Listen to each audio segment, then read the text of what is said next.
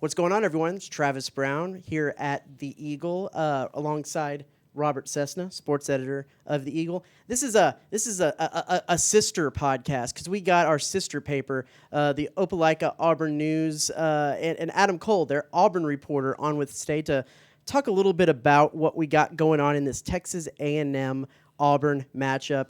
Adam, what's going on, man? Not much, man. It's just another busy day here on the plains. Got a new AD introduced this morning, and just kind of a tip of the iceberg of the last week or so here. But yeah, no, a little lull in the day for sure. It's been a busy day, busy season for y'all all season with everything going on. Why don't you go ahead and start with a little bit what was said, what was the background on the new AD today, and setting the stage for what's going on there with that. So John Cohen, who was the AD at Mississippi State for the last 7 years, he was the head baseball coach there for about 8 years, 7 seasons, and he played baseball there too. So a lot of deep roots there. But he has come over to Auburn and was introduced for the first time today. And honestly, was as far as ADs go, and I'm pretty new to AD hires, but I was pretty impressed. It was interesting, his opening statement. He kind of flipped the phrase, just Auburn being Auburn. A lot of folks refer to that as JABA around here, the acronym. But he kind of flipped it on its head, and he talked about, as though that statement's referred to just kind of blunders in the past. He thinks it refers to a lot of the special things that go on around this town with the athletic department and with the school. And so I was pretty impressed by that, and just sort of the way he talked about everything. He's got a lot, I guess, that he's looking for in a football hire for head coach. He had a 58-point list, is what he said. He pulled out a piece of paper and kind of showed it real quick. But, a lot going on for him for sure as he enters this job.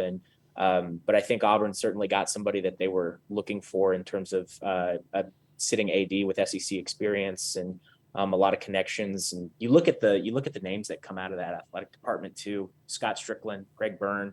They were both at Mississippi State before they wound up at Florida and Alabama, respectively. So I think Auburn got their guy.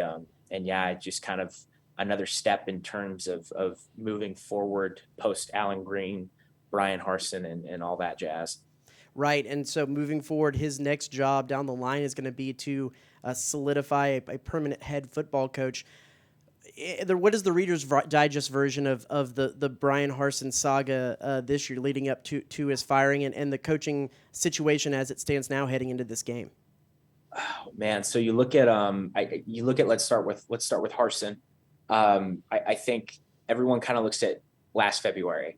I got hired here in March and got settled in April, and that was a lot of what I saw. But as we've progressed through this season, and you look back at the end of last year, things regressed on the field under Harsin, and there's no arguing that. And in turn, too, the recruiting efforts just kind of fell incredibly flat. And I also don't think that you can really argue with the fact that it's pretty hard to recruit after what happened in February, but just from a lot of some of the stuff that was reported, a lot of the rumblings are just that there wasn't a lot of effort put into recruiting across the board. And so it makes enough sense that Auburn eventually moved on from him. I was thinking about the game that we'll talk a bit about later, I'm sure, between Auburn and A&M, and how at the start of the year I would imagine a lot of folks expected that Auburn might have a different head coach when A&M got to Auburn on its schedule, and of course that's very much the case. As far as moving on from him, I think that was pretty expected. Looking at now, you've got Cadillac Williams in the interim role. I think that was, as far as looking at interims, him, Zach Etheridge, who is the associate head coach and defensive backs coach. I think those were probably the two most likely candidates, and so they went with somebody who was pretty expected. And you look at this Saturday, I think it's going to be a battle of the momentums, so to speak. And I think Auburn has a lot of momentum going for it right now. You get united behind somebody who's kind of a program legend, and they looked a lot better last week in Starkville than they have really all season. They improved in the second half, which was not their forte under Harsin. And if they can put it together for 4 quarters, we'll see what happens. But I think Auburn's riding a lot of momentum right now, under somebody who is pretty well regarded, in that program and in the athletic department. See, since we're sharing content here with the Opelika Auburn News and the Auburn faithful, let's set the stage for where Texas A&M is now heading into this game as well.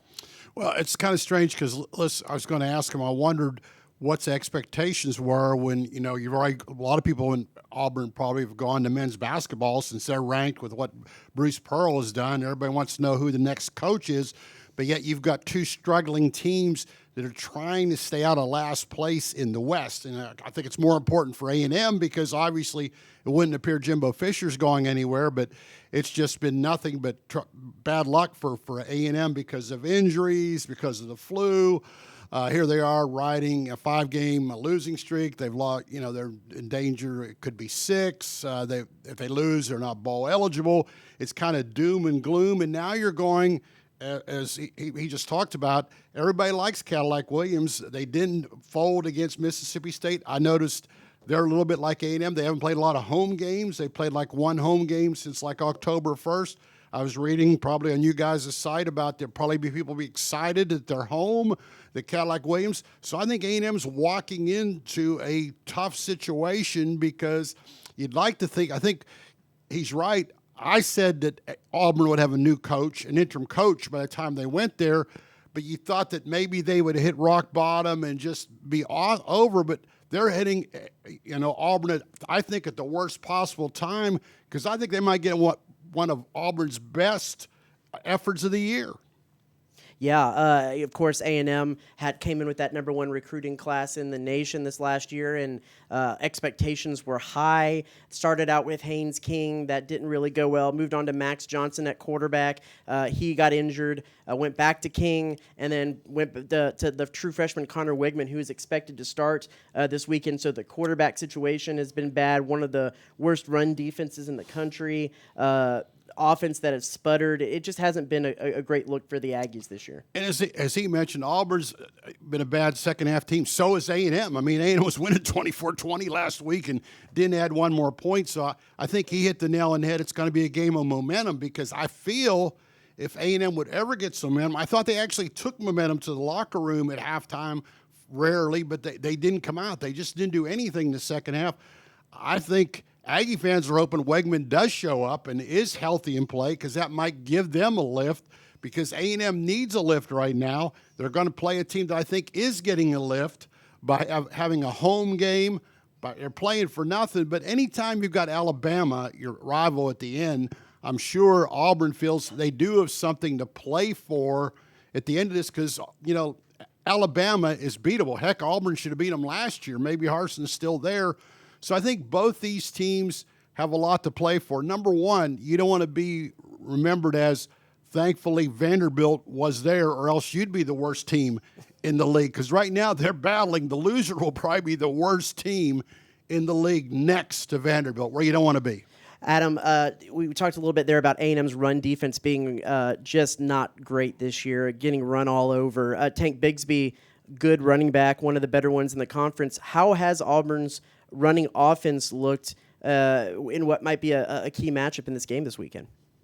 It's funny talking about the Auburn offense because it felt like all the way through, I guess really the Georgia game, it almost didn't feel like a conversation you could really have because the offensive line had just played so poorly that they couldn't generate. And then they go to Oxford and there's a spark of life, and I think they totaled like 301 rushing yards, which was the first time that's happened in a couple of years. And, it was a reminder that Tank Bigsby is very much the real deal. You might have forgotten because he didn't have an offensive line that could seem capable of blocking for him, but he's legit. Jarquez Hunter, to me, is right there with him. And then you've got a freshman in Damari Alston who I think will blossom into a running back of a similar vein. And then you've got a guy in Robbie Ashford who we watched him all through fall camp. And quite frankly, he was the most exciting. He was the most fun to watch. He had the most intrigue because he brought you so much. And he's a mold of college quarterback that is so I guess you'd say prized, commodified. He's a commodity in that sense that he can run, and he's got a really strong arm. And so I think that, there's a lot that goes on in terms of the ground game. And it seems like the offensive line has cleaned it up to an extent. Austin Troxell, starting right tackle, went down with a season-ending injury in Starkville. So we'll see how that goes. But I think they ran for 257 yards in Starkville. So they should be able to generate if they've got enough time to kind of settle into everything, which Cadillac talked about a lot this week. They talked about, we've got a week now where we've kind of gone through it as a staff, and so we'll be able to get these guys right. So I think that'll be big, and we'll see what that does for beyond it in terms of offensive success. Because Ashford, I know I said he had a strong arm, and he does, but he's shown some accuracy issues too. And so if they can get it going on the ground and create space and get them into a situation where they can have it going on full cylinders, I really do kind of think that, Auburn has its best chance this weekend of maybe any it's had all year. Yeah, I was wondering, do you think they'll run more RPOs with Ashford? Because you're right. I saw Cadillac Williams said they'd have a week to prepare, and mobile quarterbacks have really hurt A&M the last few years. So the one thing that Cadillac also talked about was simplicity. And that's interesting. That's funny. Okay. As far as what that means, it'll be interesting to see. But I think if they can get it clicking, I don't see why they wouldn't, because Ashford, it kind of cracks me up. He's someone who, it seems like the best offense for them sometimes comes when he makes stuff work on a broken play. There were a lot of screens last week that were clearly set up, clean design, and he just overthrows Tank Bigsby. And so, I feel like plays like RPO, if they can set him up in a situation where they create with some deeper routes and stuff like that, I think that could bode well for them. But I think it's just a matter of getting everything sort of established in the first place. They didn't really do that in Starkville. It didn't kick in until after intermission, but if they can actually get the time to settle in and get it going right off the bat, then I absolutely think that, I don't see why they couldn't blossom into that, so to speak, against A&M. What's the vibe around the fan base? Because I know you hit rock bottom usually right before you fire the coach. The coach has been fired. You're moving on. There's new steps in another direction. Where is kind of the fan base in this, and what kind of vibe do you expect to see in the stadium this weekend? Because I feel like with A&M, they're still on the downslope right now. They haven't really hit that bounce back. We talked a little bit about that after the game last weekend. What kind of vibe do you feel like will be in the stadium? I would say almost a relief, a refresh. I think coming into the year, a lot of people expected, as we've said, Harsin to be gone at some point, and it looked like as early as, there was a case after the Missouri win that you could fire Brian Harsin, just for the way that game went. The LSU game, similar vein. Georgia was a slaughtering, and I think a lot of people expected that move to happen then, because you go right into a bye week after Georgia. And so, you get that one out of the way, and then, the guys can go win for whoever their interim is between Zach or Caddy in the next one. And it was like week after week, it just didn't happen. And so I think now that it's finally, the ball has dropped, I think there's an excitement and a buzz. And I think that's heightened by having a guy like Caddy as your interim. And to be able to come home, it's funny, Justin Lee was our boss here, our sports editor and deputy editor here at the OA. He was saying the other night, he was like, this is probably going to be the most anticipated game for a 3-5 team in the country in a long time. And so I think he's right in that. And, we talk about Jordan Hare magic. We haven't really seen it much this year.